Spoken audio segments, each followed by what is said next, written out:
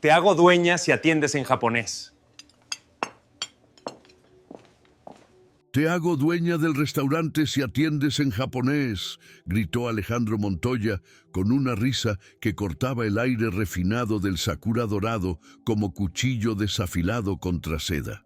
El restaurante más exclusivo de Polanco estaba en su momento de mayor esplendor esa noche de viernes, los lustres de cristal proyectando prismas de luz sobre manteles blancos impecables, mientras el sonido suave del koto tradicional flotaba desde altavoces ocultos. Ejecutivos de traje celebraban contratos millonarios con sake premium servido en copas de cerámica que costaban más que el salario mensual de Mariana, y el aroma de sushi recién preparado mezclado con perfumes caros creaba una atmósfera de opulencia que ella conocía íntimamente después de 4 años sirviendo mesas en aquel templo del lujo. Alejandro Montoya, magnate de la industria automotiva con fortuna construida importando piezas japonesas, sostenía su copa en alto con gesto teatral, mientras sus ojos caían sobre Mariana López con el tipo de diversión cruel que solo los poderosos se permiten cuando encuentran entretenimiento en la humillación de quienes consideran inferiores. Mariana había derramado apenas 3 gotas de té verde matcha sobre la manga del traje Armani de Alejandro, cuando un comensal en mesa adyacente la había empujado accidentalmente al pasar, pero esas 3 gotas habían sido suficientes para detonar el espectáculo público que ahora se desarrollaba como accidente de tren en cámara lenta. Sus manos apretaban la bandeja de laca negra con tanta fuerza que sus nudillos se habían puesto blancos, y podía sentir el calor de la vergüenza subiendo por su cuello como marea de fuego, mientras 50 pares de ojos se volvían para presenciar su humillación.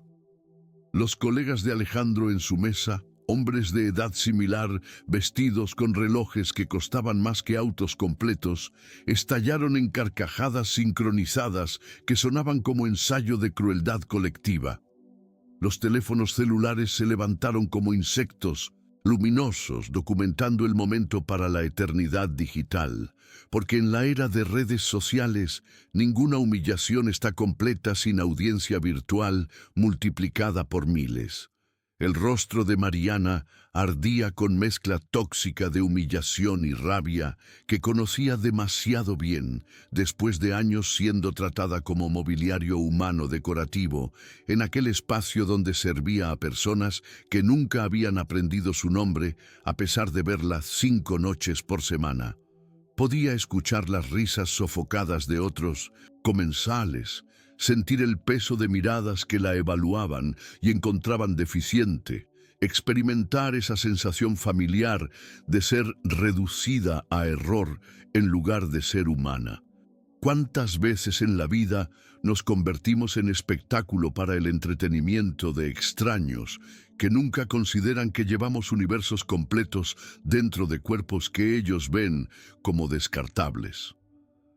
Alejandro esperaba claramente que ella bajara la cabeza, murmurara disculpas profusas en español entrecortado por lágrimas de humillación y desapareciera en la invisibilidad protectora del área de servicio, donde las personas como ella existían solo como sombras que rellenaban copas y retiraban platos. Pero algo antiguo y poderoso despertó en el centro del pecho de Mariana, en ese momento suspendido como ámbar en el tiempo. Un recuerdo se materializó con claridad cristalina. Ella misma, a los 9 años en uniforme de primaria japonesa azul marino, parada frente a su clase en Osaka, mientras su maestra Tanaka Sensei le enseñaba que, cuando cometes un error, no bajas la cabeza en vergüenza, sino que te inclinas con dignidad. Reconoces el error con gracia y sigues adelante con espíritu intacto. Su madre, enfermera trabajando turnos imposibles en hospital japonés para mantenerlas a ambas, le había susurrado esa misma noche mientras la acostaba: la dignidad no viene de nunca caer, viene de cómo te levantas cuando todos esperan que te quedes en el suelo. Mariana respiró profundo y en ese aliento encontró reservas de valor que no sabía que poseía. Colocó la bandeja sobre la mesa de Alejandro con movimientos deliberados que transformaban gesto simple en ceremonia, y ejecutó una reverencia impecable que habría hecho llorar de orgullo a Tanaka-sensei si hubiera estado presente para presenciarlo. Shen shiai gozaimasen, Montoya yang, okesama no gochuben o moi do kerin sasete itadaite moyoroshi de shouka. Las palabras en japonés formal fluyeron de su boca con precisión de hablante nativa. La pronunciación de Osaka, que había absorbido durante 5 años de infancia en Japón, emergiendo intacta después de estar enterrada durante 14 años bajo capas de supervivencia mexicana.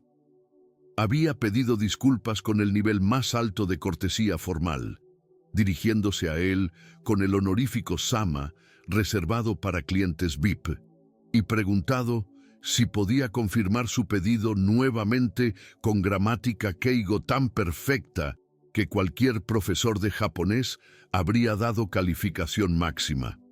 La historia de Mariana y Alejandro apenas comienza en este momento de shock colectivo, y si ya sientes la fuerza de esta narrativa sobre dignidad enfrentando arrogancia, te invitamos a suscribirte y comentar desde qué país o ciudad nos acompañas, porque tu presencia nos recuerda que estas historias de justicia resuenan en todos los rincones del mundo. El silencio que cayó sobre el Sakura dorado era tan absoluto que se podía escuchar el sonido del koto electrónico reproduciendo melodía tradicional desde los altavoces ocultos. La copa de sake que Alejandro había estado sosteniendo en alto con gesto triunfal se resbaló de sus dedos súbitamente paralizados y se estrelló contra el piso de mármol italiano con sonido que resonó como disparo en catedral. Los fragmentos de cerámica artesanal importada de Kioto se esparcieron en patrón que parecía demasiado simbólico para ser accidental, y el sake premium, que costaba $150 por botella, se derramó formando charco que reflejaba las luces del techo como espejo de sus propias expectativas destrozadas. Los ejecutivos en la mesa de Alejandro habían dejado de reír abruptamente, sus bocas abiertas en expresiones de shock que los hacía parecer peces ornamentales en acuario de lujo. Uno de ellos, un hombre llamado Ricardo, que había vivido 2 años en Tokio, manejando sucursal de Banco Internacional, murmuró en voz apenas audible: «Su japonés es perfecto, ese es keigo nivel empresarial, mejor que el mío después de clases privadas que me costaron $20,000. La observación flotaba en el aire como evidencia en juicio donde el acusado acababa de ser expuesto en su ignorancia arrogante. Los comensales, en mesas cercanas que entendían japonés, se inclinaban hacia adelante con expresiones que mezclaban asombro y deleite vicario por presenciar reversión tan espectacular de dinámica de poder. Alejandro Montoya, acostumbrado a controlar cada variable en su vida corporativa perfectamente orquestada, encontró su cerebro procesando información que no encajaba en ninguna de las categorías que había construido para entender su mundo ordenado.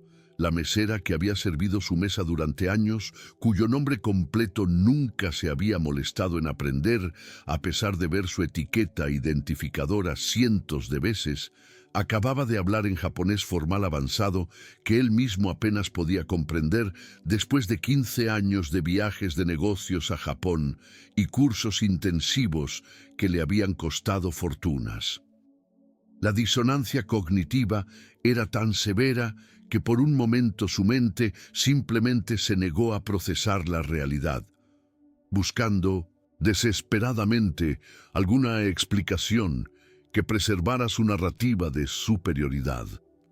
Mariana permaneció en posición de reverencia por 3 segundos exactos antes de enderezarse con gracia, que hablaba de años de entrenamiento cultural inconsciente.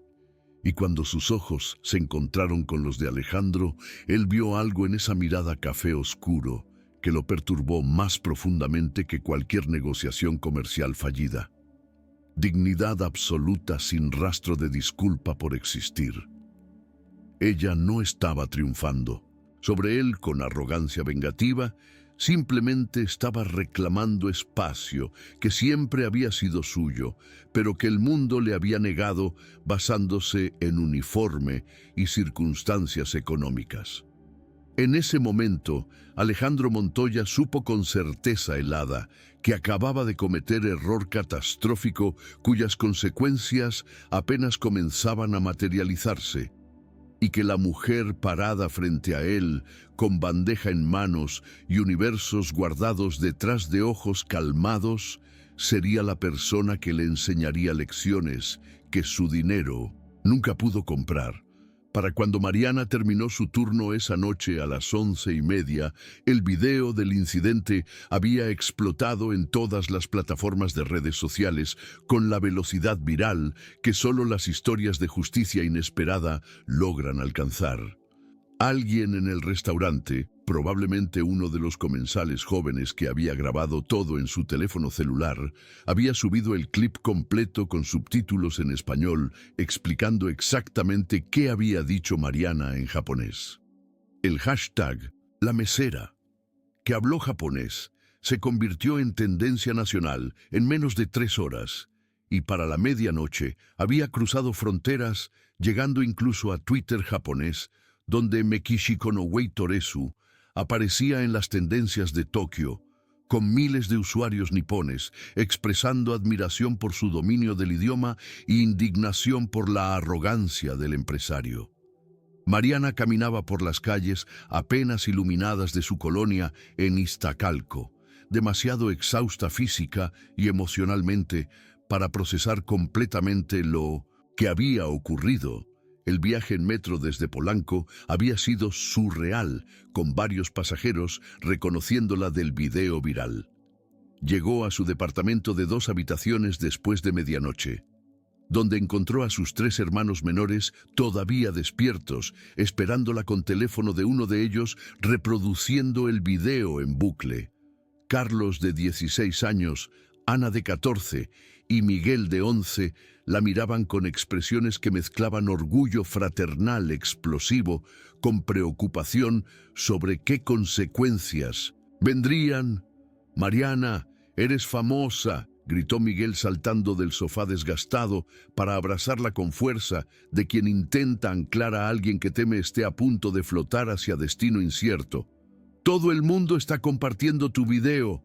Dicen que le diste una lección al hombre arrogante». Carlos, más pragmático, con madurez forzada de hermano mayor, que había asumido papel de figura paterna después de la muerte de sus padres 6 años atrás, expresaba preocupación más inmediata sobre su trabajo y las posibles represalias. Ana, la más silenciosa de los hermanos, pero también la más perceptiva, notó algo que los otros habían pasado por alto en medio de la emoción. Se acercó a Mariana y tomó su mano con ternura que partía el corazón. «Nunca nos contaste que hablabas japonés tan bien. ¿Por qué lo escondiste durante tanto tiempo?». La pregunta era simple, pero penetraba directo al centro de herida que Mariana había estado cargando durante 14 años. Se sentó en el sofá rodeada por sus 3 hermanos, y por primera vez desde que habían regresado de Japón, cuando ella tenía 13 años, comenzó a contarles la historia completa que había mantenido guardada como tesoro demasiado frágil para ser expuesto a luz del día. Les habló sobre los 5 años que habían vivido en Osaka, cuando su madre Rosa había conseguido trabajo como enfermera en Hospital Internacional, que buscaba desesperadamente personal capacitado dispuesto a trabajar turnos que japoneses evitaban. Mariana tenía 8 años cuando llegaron sin hablar palabra de japonés y aterrorizada por escuela, donde todos los niños la miraban como criatura exótica caída del cielo. Recordaba con claridad dolorosa sus primeros meses en Japón, llorando cada noche porque no entendía lo que maestros decían, siendo excluida de juegos en recreo porque no podía comunicarse, sintiendo esa soledad particular de niña que existe entre dos mundos, sin pertenecer completamente a ninguno. Pero entonces había conocido a Yuki, una niña japonesa de su misma edad, con brackets y curiosidad infinita sobre México, que se había convertido en puente que la había ayudado a cruzar abismo cultural. La amistad entre Mariana y Yuki se había convertido en ancla que la mantenía estable mientras aprendía a navegar aguas culturales completamente nuevas.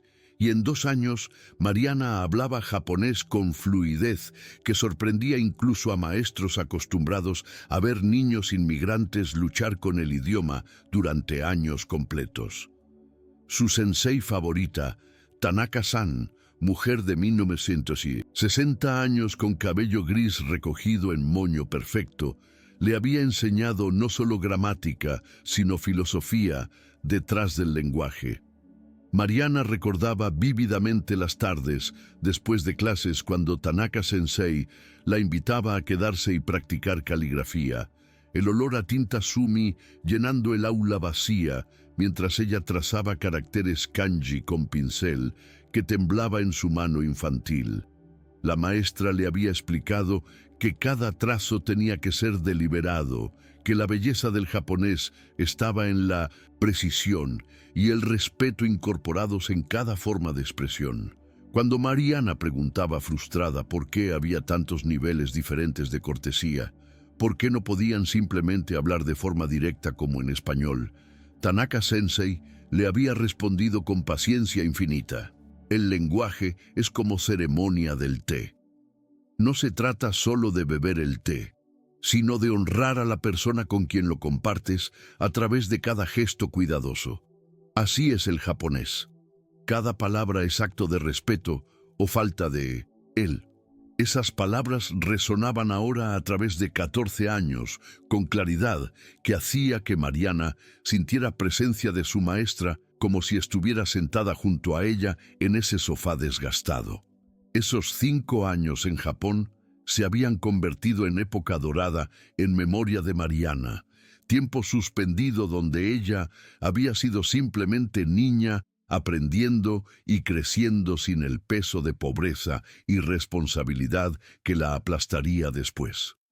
Su madre trabajaba turnos brutales en hospital, frecuentemente ausente por días completos, pero cuando estaban juntas, Rosa le hablaba sobre importancia de Wan Zhang-ru, concepto japonés de perseverar con determinación inquebrantable, sin importar obstáculos.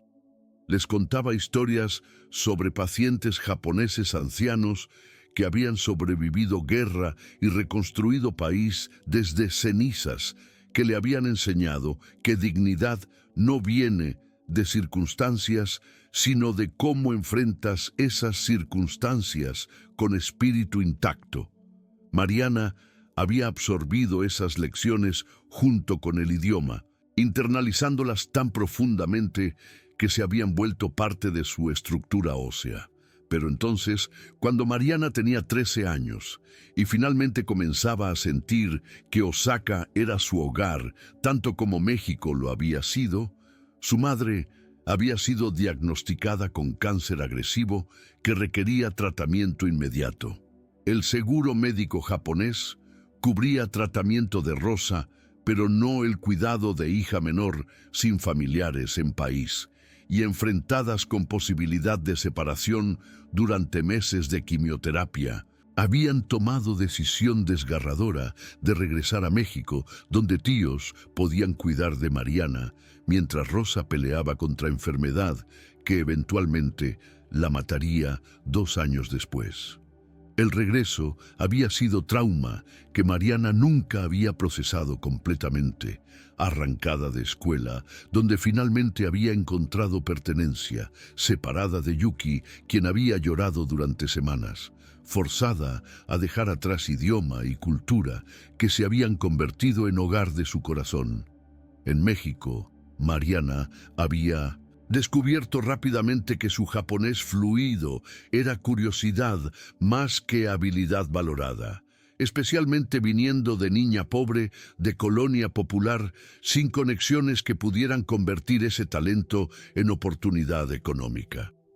Sus compañeros de escuela secundaria en Iztacalco la habían llamado la japonesita con mezcla de burla y desconfianza, como si sus años en Osaka la hubieran contaminado con otredad que no encajaba en narrativa mexicana que conocían.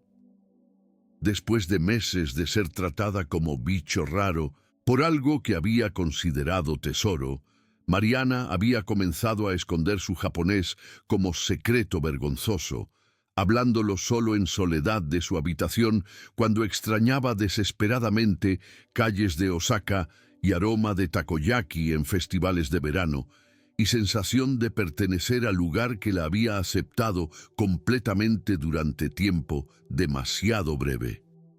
La mañana siguiente llegó demasiado temprano con luz gris, filtrándose por ventanas sin cortinas del departamento. Mariana se despertó a las 5 y, media como siempre, su cuerpo funcionando con reloj interno que ignoraba el hecho de que apenas había dormido 3 horas después de quedarse despierta hasta las 2 de la madrugada, viendo su teléfono explotar con notificaciones. Preparó el desayuno para sus hermanos con movimientos automáticos perfeccionados por 6 años de rutina idéntica. Avena con canela para los 3, café aguado para Carlos, que insistía en que necesitaba cafeína para sus clases matutinas, y jugo de naranja diluido que hacía rendir más el cartón barato. Su teléfono no dejaba de vibrar sobre la mesa de la cocina mientras decenas de mensajes llegaban de números desconocidos y cuentas de redes sociales. Algunos ofreciendo apoyo, otros oportunidades que sonaban demasiado buenas para ser verdad, y varios medios de comunicación solicitando entrevistas. A las 8 de la mañana, mientras Mariana se preparaba para salir hacia el restaurante sin saber si todavía tenía empleo o si la despedirían en el momento en que cruzara la puerta, su teléfono sonó con número que reconoció como la línea directa de la gerencia del Sakura Dorado. Su estómago se contrajo en nudo apretado mientras contestaba con voz que intentaba sonar profesional a pesar del terror corriendo por sus venas. La voz al otro lado era de Hiroshi Yamamoto, el gerente general japonés que había sido siempre distante pero no cruel con el personal de servicio. Y sus palabras eran completamente inesperadas. Señorita López, necesito que venga al restaurante a las 10 de la mañana para una reunión urgente, no con recursos humanos, sino con el señor Montoya y representantes legales. Por favor, traiga identificación oficial y cualquier documentación que pruebe su competencia en japonés. Mariana llegó al Sakura Dorado 2 horas después, vistiendo el único conjunto semiformal que poseía, una blusa blanca, con pequeña mancha de salsa de soya que había intentado sin éxito eliminar completamente, y pantalón negro que había comprado de segunda mano 3 años atrás. La entrada de empleados que normalmente usaba parecía diferente esa mañana, como si el mundo entero se hubiera reconfigurado ligeramente durante la noche y ella estuviera viendo espacios familiares con ojos nuevos. Yamamoto-san la recibió en el lobby con expresión indescifrable que no revelaba si venía a ser despedida o algo más complejo, y la escoltó no hacia las oficinas administrativas en el sótano, sino hacia el salón privado del segundo piso que normalmente se reservaba para reuniones corporativas de máxima importancia. Dentro del salón privado que ella había limpiado cientos de veces, pero nunca había ocupado como participante legítima, encontró una escena que parecía sacada de drama legal televisivo. Alejandro Montoya estaba sentado en cabecera de mesa larga de cerezo japonés, rodeado por 3 abogados en trajes que probablemente costaban más que 6 meses de salario de Mariana.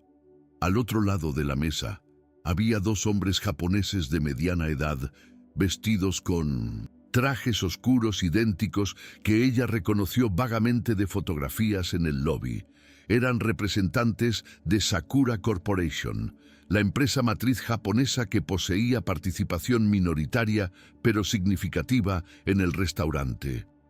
La tensión en la habitación era palpable como electricidad antes de tormenta, y todos los ojos se volvieron hacia Mariana cuando entró con Yamamoto-san, guiándola hacia silla vacía que parecía estar esperándola como trampa o trono, dependiendo de perspectiva que eligiera. Adoptar. Alejandro la miraba con expresión que había perdido completamente la arrogancia divertida de la noche anterior, reemplazada por algo más complicado que mezclaba resentimiento apenas contenido con lo que podría haber sido vergüenza incipiente si no estuviera tan enterrada bajo capas de orgullo herido. Uno de los abogados, hombre de 50 años con cabello plateado peinado hacia atrás con gel excesivo, comenzó a hablar con tono que intentaba sonar autoritario, pero que llevaba nerviosismo apenas disimulado. Señorita López, estamos aquí esta mañana porque el video de anoche se ha convertido en situación de relaciones públicas que requiere manejo inmediato. El señor Montoya hizo comentario que fue interpretado por algunos como oferta contractual pública y dadas las circunstancias virales, nuestros socios japoneses insisten en que esa oferta sea formalizada o públicamente retractada con disculpa completa. Uno de los representantes japoneses, hombre de aproximadamente 60 años con lentes sin marco y expresión seria que no revelaba emoción, se inclinó hacia adelante y habló en japonés dirigiéndose directamente a Mariana. Rope Susan, suo ye no anata no riben yu awan bi deshita. ¿Doko de webimashita ka? Le preguntaba dónde había aprendido el japonés que había demostrado la noche anterior, su tono respetuoso contrastando violentamente con la forma en que Alejandro la había tratado. Mariana respiró profundo, sintiendo esa sensación familiar de cruzar puente entre dos mundos, y respondió con el mismo nivel de cortesía formal. Daban de bunenka en sundeimashita, basui kara shisansui made meto ishoni, mewa kangoshi toshite ugogiteimashita. Le explicó que había vivido en Osaka durante 5 años, de los 8 a los 13, mientras su madre trabajaba como enfermera, y la precisión de su gramática y la nostalgia inadvertida en su tono hicieron que el representante japonés asintiera con algo que se parecía peligrosamente a respeto genuino. El segundo representante japonés, más joven que su colega, pero igualmente formal, continuó la conversación en japonés, como si los abogados mexicanos y Alejandro no estuvieran presentes. Wenhua de nalikie mokete imaska, soretomo gengo dake desu ka. Preguntaba si ella poseía entendimiento cultural, además del idioma, o si solo había aprendido palabras sin contexto más profundo. Era pregunta trampa diseñada para exponer japonés superficial aprendido de libros versus comprensión genuina adquirida a través de inmersión vivida. Mariana cerró los ojos por momento breve, y cuando los abrió, había tomado decisión de ser completamente honesta sin importar consecuencias. Yango to bunka wa kirimodose nai to shinjiteimasu. Nihon de mananda no wa kotoba dake de wa naku, nan no seishin, omotenashi no kokoro, soshite nani yori, hito o hadau koto no taisetsa deshita. Le explicó que creía que lenguaje y cultura eran inseparables, que lo que había aprendido en Japón no era solo palabras, sino el espíritu de wa, el corazón de omotenashi y sobre todo la importancia de respetar a las personas. La referencia a wa, concepto japonés de armonía social que prioriza bien del grupo sobre deseos individuales, y omotenashi, la hospitalidad japonesa, que va mucho más allá de simple servicio al cliente para convertirse en arte de anticipar necesidades antes de que sean expresadas, resonó visiblemente con ambos representantes. Intercambiaron miradas significativas que comunicaban volúmenes en lenguaje corporal japonés sutil, y el mayor de ellos se volvió hacia Alejandro con expresión que había perdido cualquier rastro de diplomacia cortés. Montoya-san, su comportamiento de anoche fue vergonzoso, no solo para usted, sino para cualquiera que pretenda entender y respetar cultura japonesa. Esta joven posee algo que usted claramente carece, verdadero respeto cultural ganado a través de experiencia vivida en lugar de transacciones comerciales superficiales. La reprimenda pública hizo que Alejandro se pusiera rígido en su silla, su rostro enrojeciendo con mezcla de humillación y rabia que claramente quería expresar, pero que los millones de dólares en contratos con Sakura Corporation lo obligaban a tragar.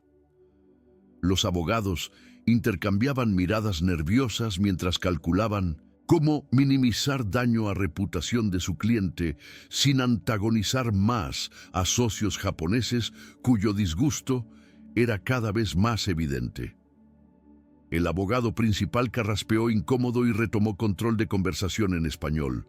Dadas las circunstancias únicas, hemos preparado propuesta que creemos satisface todas las partes involucradas. El señor Montoya formalizará su oferta de anoche. La señorita López tendrá 90 días para demostrar que puede administrar el Sakura dorado completamente en japonés, desde 1910. Servicio al cliente hasta negociaciones con proveedores y presentaciones a inversionistas. Si tiene éxito en todas las evaluaciones que se establecerán, continuó el abogado mientras deslizaba carpeta gruesa a través de la mesa hacia Mariana, el señor Montoya transferirá 51% de las acciones del restaurante a su nombre, convirtiéndola en propietaria mayoritaria. Si falla en cualquier aspecto de la evaluación, será terminado su empleo actual y firmará acuerdo de no competencia que le impedirá trabajar en industria de hospitalidad en Ciudad de México durante 2 años. Además, compensará al señor Montoya por costos legales y de relaciones públicas con cantidad de 100,000 pesos. Mariana abrió la carpeta con manos que temblaban ligeramente y comenzó a leer los términos del contrato con atención meticulosa que había desarrollado durante años de leer menús en japonés y español, para asegurarse de que cada plato fuera descrito con precisión. El documento estaba redactado en lenguaje legal denso, que claramente había sido diseñado para intimidar, pero entre las cláusulas encontró detalles que revelaban exactamente cuán imposible Alejandro y sus abogados habían intentado hacer este desafío. Tendría que demostrar competencia en japonés keigo de nivel empresarial, conducir negociaciones con proveedores en Tokio, preparar y presentar menú omakase auténtico ante comité de chefs japoneses certificados, organizar y ejecutar ceremonia del té formal para dignatarios y pasar examen escrito administrado por Asociación Cultural Nipo-Mexicana que evaluaría no solo idioma, sino conocimiento profundo de etiqueta y protocolo cultural. Cada semana durante los 90 días, traería nueva evaluación diseñada específicamente para exponer alguna debilidad en su conocimiento o habilidades, una serie de obstáculos que requerirían no solo dominio lingüístico, sino recursos financieros que ella claramente no poseía. ¿Cómo se suponía que financiaría viaje a mercado de pescado Tsukiji en Tokio para aprender selección apropiada de ingredientes para omakase cuando su salario apenas cubría renta y comida para sus hermanos? ¿Cómo organizaría ceremonia del té auténtica cuando los implementos necesarios costaban miles de dólares y requerían años de entrenamiento formal que nunca había recibido?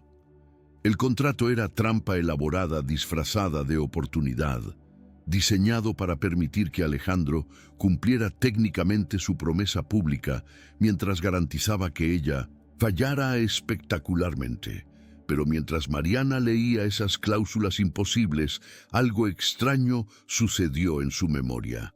Recordó tarde específica en Osaka, cuando tenía 11 años, sentada en apartamento pequeño que compartía con su madre después del turno doble de Rosa en el hospital. Habían estado comiendo fideos instantáneos porque era todo lo que podían permitirse esa semana, y Mariana había llorado frustrada porque otros niños en escuela tenían dinero para comprar papelería linda y juegos nuevos. Mientras ella usaba cuadernos remendados y lápices prestados, su madre la había abrazado con brazos cansados que olían a desinfectante hospitalario y le había susurrado palabras que ahora resonaban a través de 14 años como campana clara. Pin fa demo shin twa lika de irareru. Okane ga nakutemo, chishito sonke ga areba, sore ga ichiban no hao munyo. Rosa le había dicho que incluso en pobreza el corazón podía ser rico, que aunque no tuvieran dinero, el conocimiento y el respeto eran los tesoros más valiosos que nadie podría robarles jamás. Levantó la vista del contrato y miró directamente a Alejandro con expresión que no mendigaba clemencia ni mostraba miedo de consecuencias imposibles que él había diseñado. «Acepto los términos», dijo con voz tranquila que llenaba el salón con más autoridad que cualquier volumen alto habría logrado. «Pero tengo una condición propia que debe agregarse al contrato. Si tengo éxito, usted no solo transferirá 51% de acciones, sino que los otros 49% serán divididos entre todos los empleados del restaurante. Y usted trabajará como mesero un día completo cada mes durante un año, aprendiendo exactamente lo que significa servir con honor en lugar de humillar desde posición de poder. Las propinas que gane en esos días serán donadas a fondo de becas para hijos de trabajadores de servicio». El silencio que siguió era del tipo que precede a terremotos que reordenan paisajes completos. Los abogados de Alejandro intercambiaban miradas de pánico apenas contenido mientras calculaban si su cliente aceptaría condición que era humillación pública garantizada. Alejandro mismo se había puesto rígido en su silla, sus manos apretando reposabrazos de cuero con fuerza suficiente para dejar marcas, su rostro pasando por secuencia de expresiones que iban desde incredulidad a furia a algo más complejo que podría haber sido respeto forzado. Los representantes japoneses, sin embargo, intercambiaron miradas y sonrisas pequeñas que no intentaban ocultar, claramente deleitados por reversión tan perfecta de dinámica de poder. El mayor de ellos se inclinó hacia Alejandro y habló en inglés probablemente para que Mariana no entendiera, sin saber que ella también dominaba ese idioma. Si rechaza esta condición razonable, Sakura Corporation reconsiderará completamente nuestra asociación con sus negocios. Alejandro no tuvo opción real, atrapado entre ego herido y realidad económica de perder contratos que representaban 40% de sus ingresos anuales. Aceptó con un solo movimiento de cabeza que parecía físicamente doloroso, y los abogados se apresuraron a modificar contrato, incorporando la condición de Mariana antes de que su cliente pudiera cambiar de opinión o explotar en furia que claramente burbujeaba bajo superficie de su control forzado. 30 minutos después, Mariana estaba firmando documento que alteraría fundamentalmente curso de su vida, comprometiéndose a desafío que era simultáneamente oportunidad de vida y trampa diseñada para destruirla. Cuando la tinta secó sobre su firma, sintió peso de responsabilidad instalarse sobre sus hombros como manto físico. No solo estaba peleando por su propio futuro, sino por custodia de sus hermanos, que servicios sociales le quitarían si perdía empleo y estabilidad financiera. Los días siguientes fueron torbellino de preparación frenética donde Mariana intentaba equilibrar turnos continuos en restaurante con estudio intensivo de aspectos de cultura japonesa que no había explorado durante infancia. Yamamoto-san, el gerente japonés del Sakura Dorado, resultó ser aliado inesperado que comenzó a quedarse después de su horario para enseñarle sutilezas de administración de restaurante y keigo empresarial que necesitaría para negociaciones formales. Él le explicó con paciencia que impresionaba considerando que no recibía compensación extra por este tiempo, que el japonés que había aprendido como niña era excelente base, pero que necesitaría dominar niveles adicionales de formalidad que solo se usaban en contextos corporativos específicos. La primera evaluación estaba programada para 2 semanas después de firma de contrato.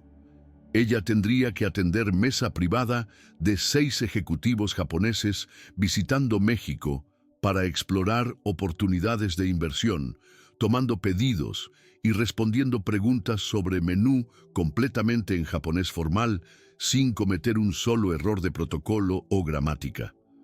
Yamamoto-san le advirtió que estos ejecutivos eran conocidos por ser especialmente exigentes, que evaluaban restaurantes no solo por calidad de comida, sino por autenticidad de servicio según estándares japoneses, y que habían rechazado docenas de establecimientos en pasado por violaciones menores de etiqueta que occidentales ni siquiera notarían. Alejandro claramente había elegido esta evaluación primera, específicamente porque sabía que era campo minado cultural, donde error simple podría descalificarla inmediatamente. Mariana pasaba cada momento libre practicando con Yamamoto-san, quien interpretaba papel de cliente difícil, haciéndole preguntas trampa y observando cada detalle de su postura corporal y lenguaje. Le enseñó que cuando servía a clientes japoneses, debía inclinarse en ángulo exacto de 15 grados para clientes regulares y 30 grados para VIPs, que nunca debía verter bebidas con una sola mano porque implicaba descuido, que cuando presentaba plato debía hacerlo con ambas manos mientras explicaba ingredientes en orden específico, comenzando con proteína principal.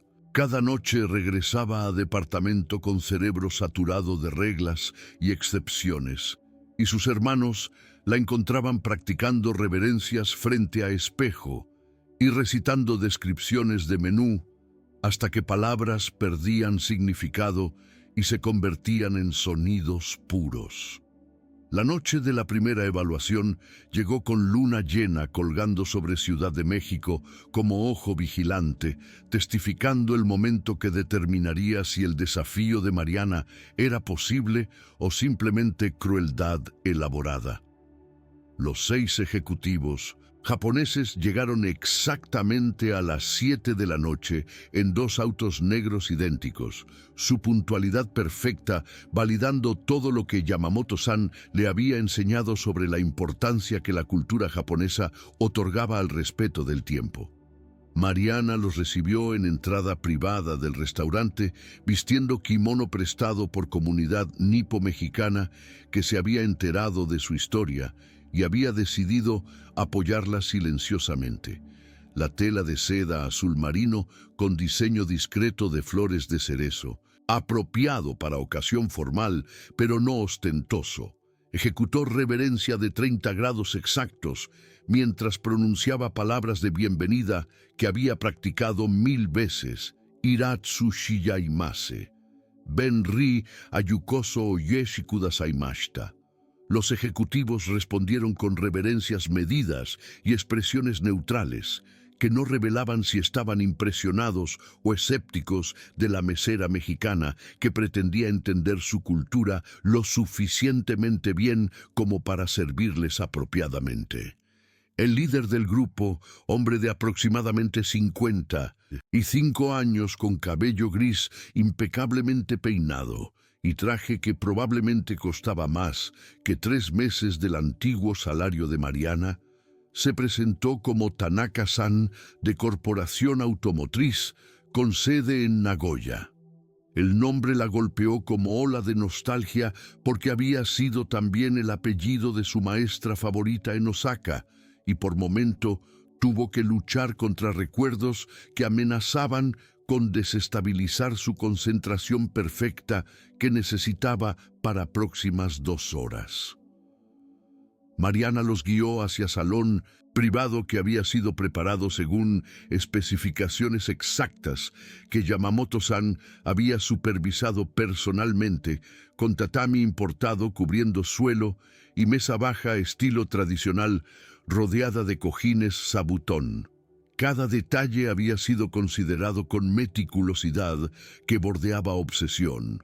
La temperatura de la habitación mantenida a exactos 22 grados Celsius, porque ejecutivos japoneses frecuentemente encontraban restaurantes mexicanos incómodamente cálidos, el arreglo floral ikebana en alcoba, tokonomas siguiendo estilo Najaire apropiado para temporada de otoño, incluso la iluminación ajustada para crear ambiente de elegancia tranquila sin ser tan tenue que dificultara lectura del menú. Alejandro observaba desde ventana de oficina administrativa con vista al salón privado, sus brazos cruzados y expresión tensa, revelando que parte de él genuinamente esperaba que ella fallara, mientras otra parte comenzaba a temer posibilidad de que triunfara. Cuando Mariana presentó el menú omakase de 1909 platos que el chef había preparado específicamente para esta evaluación, lo hizo con japonés tan fluido y culturalmente apropiado que uno de los ejecutivos más jóvenes intercambió mirada sorprendida con su colega. Describió cada ingrediente con precisión que demostraba conocimiento genuino más allá de memorización mecánica. Explicó que el atún era onmaguro capturado en aguas de Oma, conocidas por producir el más fino grado de grasa, que el arroz era koshihikari, de prefectura de Niigata, cosechado esa temporada, que el wasabi era rallado fresco de raíz auténtica en lugar de pasta comercial que la mayoría de restaurantes usaban como sustituto inferior. Tanaka-san la interrumpió con pregunta que claramente era trampa diseñada para exponer conocimiento superficial. ¿Ben wasabito shi yang wasabi no chiaeiwo somin de kimaska? Le preguntaba si podía explicar diferencia entre wasabi auténtico y wasabi occidental, prueba que requería no solo traducción, sino comprensión de matices culinarios que la mayoría de no japoneses nunca aprendían. Mariana sonrió con confianza nacida no de arrogancia, sino de recuerdo específico. Ella a los 10 años en excursión escolar a granja de wasabi en montañas cerca de Nagano, fascinada por proceso laborioso de cultivar planta que requería agua corriente fría específica y años de paciencia antes de producir raíces utilizables. Explicó la diferencia con detalle que incluía no solo aspectos botánicos, sino experiencia sensorial de sabor verdadero versus imitación. Y terminó con observación que resonaba más allá de discusión culinaria. Benwu no tiyan, ha, weiwu de akeshite saihien de kinai monodes. La experiencia auténtica era algo que imitación nunca podría replicar. Comentarios sobre autenticidad cultural versus apropiación superficial, que hizo que Tanaka-san la mirara con respeto genuino. La cena continuó durante 2 horas y 40 minutos.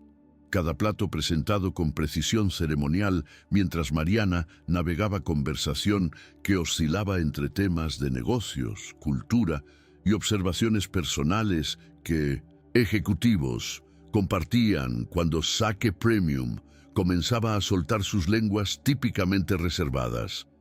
Ella sabía exactamente cuándo rellenar copas antes de que quedaran completamente vacías, porque dejarlas vaciar completamente era considerado descuido del anfitrión, cuando retirarse discretamente para dar privacidad a conversaciones que claramente no requerían presencia de mesera, cuándo regresar con siguiente plato en momento perfecto que no interrumpía flujo de diálogo. Cada movimiento era coreografía aprendida no de manual, sino de años, viviendo en cultura que valoraba armonía y anticipación de necesidades sobre eficiencia ruidosa. Cuando la cena finalmente concluyó y ejecutivos se preparaban para partir, Tanaka-san le pidió a Mariana que se acercara y habló con voz que había perdido formalidad estricta de inicio de noche. Rope Susan, Jinye Nosa Bisuja Wambi de Shita, Riben de Yutta Fan deska, le preguntaba si había crecido en Japón, porque su servicio había sido perfecto de formas que solo alguien con experiencia vivida podría lograr. Mariana sintió emoción subir por garganta como ola mientras respondía sobre sus 5 años en Osaka con su madre, donde había aprendido que el verdadero espíritu de Omotenashi enseñaba que respetar a las personas era el lenguaje más importante de todos. Tanaka-san asintió lentamente y luego hizo algo completamente inesperado. Sacó tarjeta de presentación de cartera de cuero y se la entregó con ambas manos en gesto que significaba respeto entre iguales. Después de que ejecutivos partieran en sus autos negros desapareciendo en noche de Ciudad de México, Yamamoto-san entró al salón privado donde Mariana había colapsado en uno de los cojines sabutón con piernas temblando de tensión liberada y adrenalina que finalmente encontraba salida. Él tenía sonrisa en rostro normalmente serio y sostenía tablet mostrando email que acababa de llegar de Tanaka-san. Evaluación había sido no solo aprobada, sino elogiada con términos que Yamamoto traducía con algo parecido a asombro en voz. Los ejecutivos habían escrito que servicio de Mariana había excedido estándares que aplicaban a restaurantes en Tokio y que recomendaban al Sakura Dorado para certificación de Asociación de Restaurantes Japoneses Auténticos, distinción que solo 30 establecimientos fuera de Japón habían logrado globalmente. Las semanas siguientes trajeron evaluaciones cada vez más complejas que Alejandro diseñaba con creatividad cruel, de quien busca desesperadamente error que justifique descalificación.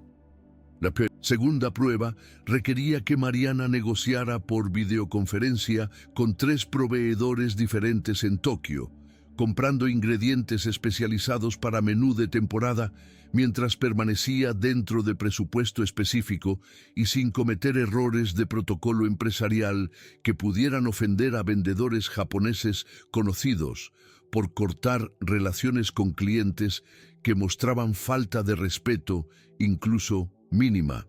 La noche antes de la videoconferencia programada, Mariana tuvo sueño vívido que la transportó a memoria enterrada. Ella a los 12 años, acompañando a su madre Rosa al mercado Kuromon Ichiba en Osaka, negociando tímidamente con vendedor de atún viejo, que se había suavizado cuando Mariana había comentado en dialecto de Osaka sobre calidad del maguro. Mariana despertó de ese sueño a las 4 de la madrugada con mejillas húmedas de lágrimas y claridad cristalina sobre cómo abordar la negociación. No intentaría impresionar a proveedores con japonés de negocios perfecto pero frío, sino que conectaría con ellos como seres humanos usando calidez y respeto genuino que había aprendido en aquel mercado con su madre, tomando su mano y confiando en habilidades de niña para navegar mundo adulto. La videoconferencia resultó ser triunfo inesperado cuando ella humanizó transacciones comerciales, compartiendo brevemente su historia, creando conexiones que trascendían simple intercambio de dinero por productos. Había ganado no solo proveedores, sino aliados invertidos en su éxito porque veían reflejadas sus propias luchas en su narrativa. Historias como la de Mariana nos enseñan que el verdadero dominio cultural no se compra con cursos caros ni se acumula en viajes turísticos, sino que se absorbe viviendo con humildad entre personas que te enseñan que respeto es lenguaje más importante que cualquier gramática formal. Si esta narrativa te ha conmovido y quieres descubrir cómo Mariana enfrenta el desafío más imposible que aún le espera, tu suscripción al canal nos ayuda a seguir compartiendo estas historias donde la dignidad triunfa sobre la arrogancia. Cada persona que se une es recordatorio de que la autenticidad siempre reconoce a la autenticidad, sin importar idioma o cultura. Pero el desafío más difícil todavía esperaba en horizonte como tormenta que Mariana podía ver aproximándose, pero que no podía evitar. La quinta evaluación programada para sexta semana requería que ella condujera ceremonia del té formal completa ante panel de 3 maestros certificados de Chanoyu, arte japonés que requería típicamente años de entrenamiento bajo tutela de maestro experimentado antes de que estudiante fuera considerado competente para realizar ceremonias sin supervisión. Alejandro había elegido esta prueba específicamente porque sabía que era prácticamente imposible que alguien sin entrenamiento formal pudiera ejecutarla satisfactoriamente y había invitado a maestros más estrictos de Asociación Cultural Nipo-Mexicana. Mariana pasó 3 noches sin dormir después de enterarse de la evaluación de ceremonia del té, su mente atrapada entre pánico que amenazaba paralizarla y recuerdos fragmentados de tardes con su madre, practicando movimientos básicos que ahora parecían infantiles, comparados con precisión que maestros certificados esperarían. En la madrugada del 4.º día, exhausta hasta el punto de ver doble, finalmente se rindió ante lo inevitable. Fue a su closet y sacó la caja que no había abierto en 14 años. La tela de seda que envolvía el set de 1900 ceremonia del té estaba ligeramente amarillenta por el tiempo, pero cuando desplegó el contenido con manos temblorosas, cada pieza estaba exactamente como la recordaba. El chawan, el chaisen, el chashaku, regalos de paciente anciana Sato-san a su madre. Sosteniendo el chawan entre sus manos, Mariana cerró los ojos y permitió que memoria completa la inundara sin resistencia. Se vio a sí misma a los 11 años, sentada en el suelo de tatami en Osaka, su madre frente a ella, con video de ceremonia del té reproduciéndose en portátil viejo. Rosa no entendía plenamente las instrucciones, pero confiaba en su hija para traducir cada paso. Practicaban juntas, moviéndose con torpeza y reverencia, riendo cuando el té salía demasiado espeso o el agua demasiado caliente. Su madre siempre terminaba diciendo, entre risas cansadas, «El té, hija, no es para los demás, es para aprender paciencia. Tienes que hacer las cosas despacio, porque la dignidad vive en los detalles». Aquella frase se convirtió en su faro. Durante días, Mariana ensayó cada movimiento hasta que su cuerpo empezó a recordar lo que la mente había olvidado. Cada paso seguía una coreografía invisible que no podía improvisarse.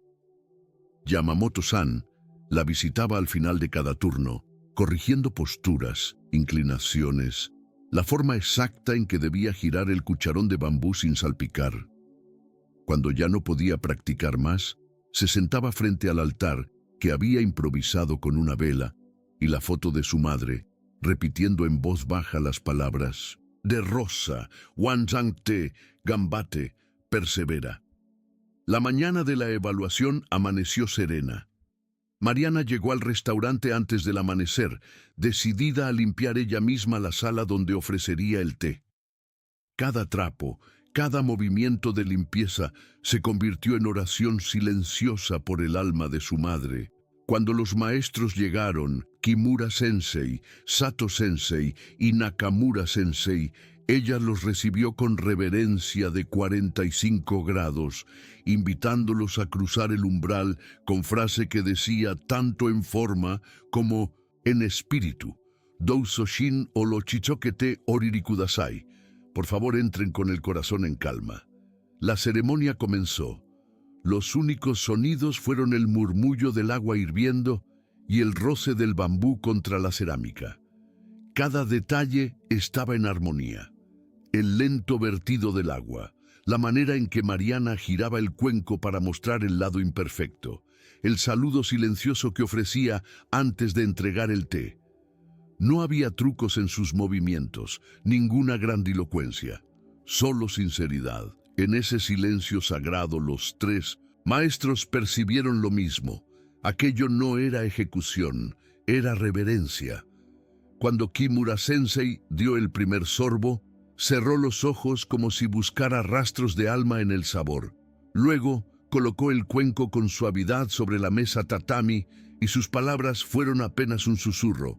Wan-bi de Shita, Kampeki de Shita, fue perfecto. Los otros dos maestros asintieron solemnemente. Sato-sensei habló después. Usted no se limitó a preparar té, señorita López. Usted preparó presencia. Lo que hemos visto hoy no puede enseñarse en manual ni en academia. Solo lo transmite quien ha amado algo lo suficiente como para respetarlo. Afuera, los empleados del Sakura Dorado esperaban la noticia. Alejandro también, mirando desde la distancia, aprisionado por orgullo y por una emoción que no entendía bien, alivio. Cuando supo que Mariana había pasado la última prueba con resultado unánime, se permitió respirar por primera vez en semanas. Lo que no sabía era que ella aún no había terminado. El contrato exigía una gala pública final, con diplomáticos, empresarios y prensa internacional, donde presentaría balance de todo lo aprendido. Aquella noche, bajo luces de cristal, Mariana apareció vestida con kimono que la comunidad japonesa le había prestado, un diseño azul profundo con bordes de flores de cerezo. Cada paso que daba hacia el escenario era un recuerdo de su madre, de Yuki, de su sensei Tanaka y del barrio donde había aprendido a ser invisible. Cuando tomó el micrófono, el salón, lleno de figuras poderosas, se aquietó. Comenzó agradeciendo en japonés y español. Ganshi shite orimasu, kansha shite orimasu, estoy agradecida. Luego habló sobre la palabra ge, wa, la armonía que había guiado cada una de las pruebas. Contó que había aprendido que dirigir un restaurante no era imponer control, sino crear equilibrio entre todos los que servían. El verdadero liderazgo, dijo mirándolo directamente a los ojos, comienza cuando uno se inclina primero para servir. Alejandro bajó la mirada. Ninguna cifra podía comprar esa clase de sabiduría. Entonces vino el momento que nadie esperaba. Mariana anunció que aceptaría el 51% del restaurante, pero con una condición. Los otros 49% serán divididos entre los trabajadores del Sakura Dorado, porque este lugar no me pertenece solo a mí, pertenece a todos los que hicieron posible que yo llegara hasta aquí. Y usted, señor Montoya, trabajará con nosotros una semana al mes, como mesero. Una ola de murmullos recorrió la sala. Alejandro se levantó, el cuerpo tenso, pero sus ojos tenían brillo distinto, no ira, sino humildad recién nacida. Camino hacia ella, tomó el micrófono y con voz grave pero serena respondió: «Hai, jiao ete kudasai». Sí, por favor, enséñeme. Mariana sonrió y respondió con la fórmula japonesa de respeto mutuo. Kochirakoso yoroshiku yanishimasu. El placer es mío. El público se levantó de sus asientos aplaudiendo. No celebraban el fin de un contrato, sino el nacimiento de nueva manera de entender el poder. Las semanas siguientes marcaron nuevo amanecer para el Sakura Dorado. Alejandro cumplió su promesa. Las primeras veces, sirviendo como mesero, fueron torpes, incluso dolorosas para quien había vivido en oficinas de poder, pero poco a poco algo cambió en su postura. Mariana, por su parte, se convirtió en directora general del restaurante, implementando políticas de equidad y capacitación continua. El personal, antes invisible, ahora tenía voz. Y cada viernes, al terminar la jornada, todos compartían té preparado por ella en el mismo set, heredado de su madre. Historias como esta nos recuerdan que el verdadero éxito no consiste en alcanzar la cima, sino en tener la humildad de transformarse en el camino. Si el viaje de Mariana te inspiró, suscríbete al canal y comparte desde qué país o ciudad nos acompañas. Tu mensaje es la forma en que seguimos tejiendo estas historias de esperanza y dignidad humana. Gracias por quedarte hasta el final. Alejandro y Mariana, años después, serían vistos sirviendo juntos durante Festival Cultural Japonés en 1900, Ciudad de México. Antes pensaba que respeto era un idioma que podía aprenderse, dijo él en entrevista. Hoy sé que respeto es una forma de amor que se demuestra en silencio. Mariana se limitó a sonreír. En su interior escuchó la voz de Rosa. Hiciste bien, hija, el té no se bebe solo, se comparte. Y así, con manos firmes y espíritu en calma, sirvió a los invitados una taza de matcha que sabía a memoria, redención y gratitud.